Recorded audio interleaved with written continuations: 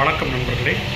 இந்த 2025 வருஷம் எந்த ராசிக்காரங்களுக்கெல்லாம் பொற்காலமாக இருக்க போகுது அப்படின்னு இந்த வீடியோவில் பார்க்க போகிறோம். நான் உங்கள் கும்பம் வினோத்குமார். இது உங்கள் சாய் திருமுருகன் அஸ்ட்ரோ சேனல். ஜோதிட ஆன்மீக ரீதியான பலன்களையும் பரிகாரங்களையும் சொல்லக்கூடிய சேனல் தான் நம்ம சாய் திருமுருகன் அஸ்ட்ரோ சேனல். உங்கள் வாழ்க்கைக்கு தேவையான உங்கள் பிரச்சனைக்கு தீர்வை வழியை ஒளியையும் சொல்லக்கூடிய சேனல் தான் நம்ம சேனல். அதனால் தொடர்ந்து நம்ம சேனலை பாருங்கள், சப்போர்ட் பண்ணுங்கள், சப்ஸ்கிரைப் பண்ணுங்கள், லைக் பண்ணுங்கள், கமெண்ட் பண்ணுங்கள். உங்களோட ஆதரவு தொடர்ந்து இருந்தால் தான் மேற்கொண்டு நல்ல நல்ல விஷயங்களையும் நல்ல வீடியோக்களையும் தொடர்ந்து உங்களுக்கு கொடுக்க முடியும். சரி, வாங்க வீடியோக்குள்ள போகலாம். அதாவது இந்த 2025 வருஷம் எந்தெந்த ராசிக்கெல்லாம் பொற்காலமாக இருக்க போகுது, குறிப்பாக இந்த வருஷம் இந்த 2025 வருஷம் இவங்களுக்கு தான், இந்த ராசிக்காரங்களுக்கு தான் அப்படின்னு எந்த ராசியை சொல்லலாம் அப்படின்னு பார்த்தீங்கன்னா, மொத்தம் 2 ராசிக்காரங்களுக்கு இந்த 2025 வருஷம் ஒரு பொற்காலமாகவே இருக்கும். அதில் முதல் ராசியாக ரிஷப ராசியை சொல்லலாம். இந்த ரிஷப ராசிக்காரங்களுக்கு இந்த ஆண்டு அருமையாக இருக்கும். அதாவது இந்த ரிஷப ராசிக்காரங்களுக்கு இந்த ஆண்டு வரக்கூடிய குரு பயிற்சி, ராகு கேது பயிற்சி, சனி பயிற்சி, இந்த 3 பயிற்சியுமே நல்லாவே நல்ல பலன்களை வாரி வழங்க போகிறாங்க. இந்த ரிஷப ராசிக்காரங்களுக்கு முதல்ல இந்த ராசியில் இருக்க குரு பகவான் விலகி 2ஆம் இடத்துக்கு வரப்போகிறார். 2லே குரு வந்தால் 2 பெருநிதி. அதாவது இவ்வளோ நாளாக ஜென்மத்தில் இருந்த குரு, அதாவது ராமர் ஜென்மத்தில் குரு வரும்போது தான் வனவாசம் போனார்னு சொல்லுவாங்க. அதாவது இந்த ராசியில், அதாவது ஜென்மத்தில் குரு வரும்போது தான் சிவபெருமான் பிச்சை எடுத்தார்னு சொல்லுவாங்க. அப்பேற்பட்ட ஜென்ம குரு கடந்த 1 வருஷமாகவே படாத பாடுபடுத்தி இருக்கும். இந்த ஜென்ம குரு ஜென்மத்தில் குரு வந்தால் உடல்நிலையில் தொந்தரவு கொடுக்கும். ஜென்மத்தில் குரு வந்தால் முடக்கும். எந்த விஷயமே கிணத்துல போட்டு கல் மாதிரி இருந்திருக்கும், முடக்கி இருக்கும். கடந்த 1 வருஷமாக அவங்கள அந்த ஜென்ம குரு விலகிறாரு. இது பெரிய ஒரு ரிலீஃப். இந்த குரு எங்கே போகிறாரு? ராசிக்கு, ரிஷப ராசிக்கு 2ஆம் இடத்துக்கு போகிறாரு. 2ஆம் இடத்துக்கு குரு வந்தால் 2 பெருநிதி. இந்த 1 வருஷம் ஃபினான்ஷியலாக, அதாவது காசு பணத்துக்கு எந்த பிரச்சனையுமே இருக்காது. நல்லாவே காசு பணம் உங்கள் கையில் புரளும். பல வகையில் பணம் திரண்டு உங்களுக்கு வரும். அதே மாதிரி உங்கள் வீட்டில் சுப காரியங்கள், சுப நிகழ்ச்சிகள், நல்ல நல்ல விஷயங்கள்லாம் நடக்கும்.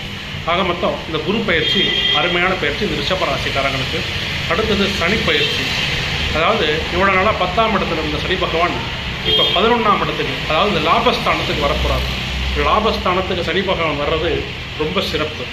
30 வருஷத்துக்கு ஒரு தடவை தான் சனி பகவான் லாபஸ்தானத்துக்கு வருவார். அப்பேற்பட்ட சனி பகவான் 30 வருடங்களுக்கு பிறகு இந்த ரிஷப ராசிக்கு 11ஆம் இடத்துக்கு, அதாவது லாபஸ்தானத்துக்கு வர்றாரு. இது கிடைக்கக்கூடிய அபூர்வ விஷயம். 30 வருஷத்துக்கு ஒரு தடவை தான் நடக்கக்கூடிய விஷயம். அதனால் லாபங்களை வாரி வாரி போதும் போதும் அப்படிங்கிற அளவுக்கு இந்த சனி பகவான் இந்த ரிஷப ராசிக்காரங்களுக்கு வழங்குவார். அதிலும் இந்த ரிஷப ராசிக்காரங்களுக்கு சனி பகவான் ஒரு யோகாதிபதி. அதனால் மற்ற ராசிக்காரங்களை விட ₹1 அதிகமாகவே கொடுப்பார் லாபத்தை, யோகத்தை. அதனால் இந்த சனி பயிற்சியும் இவங்களுக்கு அருமையான பயிற்சி தான். அதே மாதிரி ராகு பகவான் 10ஆம் இடத்துக்கும், கேது பகவான் 4ஆம் இடத்துக்கு வர்றாங்க. இதுவும் ஒன்றும் பெரிய கெடுதலான விஷயம் கிடையாது, நல்ல விஷயந்தான். 4ஆம் இடத்துல கேது வர்றதுனால சில தொந்தரவு உடல் ரீதியாக கொடுக்கும். அதே மாதிரி ரிஷபராசிக்காரங்களோட தாயாருக்கும் உடல்நிலையிலையும் மனதிலையும் சின்ன தொந்தரவு கொடுக்கும். பெரிய பாதிப்பு உண்டு பண்ணாது. ஆக மொத்தம் இந்த ரிஷபராசிக்கு இந்த ஆண்டு வரக்கூடிய குரு பயிற்சி, சனி பகவான் பயிற்சி, ராகு கேது பயிற்சி, இந்த 3 பயிற்சியுமே இவங்களுக்கு தான் நல்ல யோகங்களையும் பாக்கியங்களையும் அள்ளித்தர காத்திருக்கு. அதனால தான் இந்த ரிஷபராசிக்காரங்களுக்கு இந்த வருஷம் பொற்காலம்னு சொல்கிறோம். அடுத்து நம்ம எந்த ராசியை பார்க்குறோம் அப்படின்னா துலா ராசி. இந்த துலா ராசிக்காரங்களுக்கும் இது வரைக்கும் 8ஆம் இடத்துல, அதாவது அஷ்டமத்து குரு இருந்து ஆட்டி படைச்சிக்கிட்டு இருக்காரு கடந்த 1 வருஷமாக. அப்படிப்பட்ட அஷ்டமத்து குரு, படாத பாடுபடுத்தின அஷ்டமத்து குரு விலகி 9ஆம் இடத்துக்கு குரு பகவான் உங்கள் ராசிக்கு வர்றாரு. அதாவது ஓடி போனவனுக்கு 9ல் குரு. இந்த குரு பகவான் 9ஆம் இடத்துக்கு வர்றது ரொம்ப சிறப்பு. 12 வருடங்களுக்கு ஒரு தடவை தான் இந்த குரு பகவான் 9ஆம் இடத்துக்கு வருவார். அப்பேற்பட்ட குரு பகவான் உங்கள் துலா ராசிக்கு 8ஆம் இடத்துலேருந்து விலகி 9ஆம் இடத்துக்கு வந்து பல பாக்கியங்களையும் பல நல்ல விஷயங்களையும் உங்களை தர காத்திருக்கிறாரு. உங்கள் திருமணமாகாத துளாராசிக்காரங்க யாராவது இருந்தால் இந்த வருஷம் கண்டிப்பாக திருமணம் நடக்கும். அதுமாதிரி குழந்தை பாக்கியம் இல்லாத துளாராசிக்காரங்களுக்கெல்லாம் குழந்தை பாக்கியம் கிடைக்கும். இது மாதிரி பல நல்ல விஷயங்களும் இந்த துளாராசிக்காரங்களுக்கு இந்த வருடம் கண்டிப்பாக நடக்கும். அதே மாதிரி சனி பகவான் பார்த்திங்கன்னா இது வரைக்கும் 5ஆம் இடத்துல இருக்கிறாரு. இவரும் 6ஆம் இடத்துக்கு போகிறாரு. அதாவது சனி பகவான் மொத்தம் 12 ராசியில் 3 இடங்களுக்கு போகும்போது தான் நல்லது செய்வார். ஒன்று ராசிக்கு 3ஆம் இடத்துக்கு போகும்போது, 6ஆம் இடத்துக்கு போகும்போது, 11ஆம் இடத்துக்கு போகும்போது, இந்த 3 இடத்துக்கு கோச்சார ரீதியாக ராசிக்கு 3 இடங்களுக்கு செல்லும் போது தான் சனி பகவான் நல்லது செய்வார். அப்பேற்பட்ட சனி பகவான் 6ஆம் இடத்துக்கு துளாராசிக்கு பயிற்சி ஆகிறார். அது ரொம்ப ரொம்ப சிறப்பு.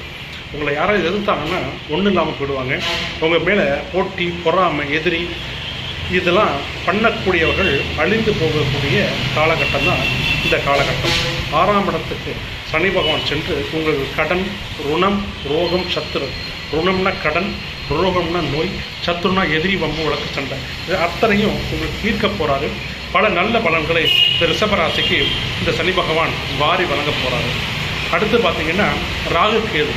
இந்த ராகு பகவான் உங்களுக்கு 6ஆம் இடத்துலேருந்து 5ஆம் இடத்துக்கு வர்றாரு. அதேமாரி 12ஆம் இடத்துல இருந்து உங்கள் தூக்கத்தை கெடுத்துக்கிட்டு இருந்த கேது பகவான் இப்போ 11ஆம் இடத்துக்கு லாபஸ்தானத்துக்கு வர்றாரு. இந்த ராகு கேது பயிற்சியும் உங்களுக்கு சாதகமான துளாராசிக்காரங்களுக்கு மிக சாதகமான பயிற்சி தான் இந்த ராகு கேது பயிற்சி. ஆக மொத்தம் இந்த துளாராசிக்காரங்களுக்கு வரக்கூடிய இந்த ஆண்டு நடக்கக்கூடிய குரு பயிற்சி, ராகு கேது பயிற்சி, சனி பயிற்சி, இந்த 3 பயிற்சியுமே நல்ல விதமான நல்ல பலன்களை வாரி வழங்கக்கூடிய பயிற்சி தான். ஆக மொத்தம் இந்த 2025ஆம் வருஷம் இந்த ரிஷப ராசி மற்றும் துலா ராசிக்காரர்களுக்கு ஒரு பொற்காலம், கோல்டன் பீரியட்.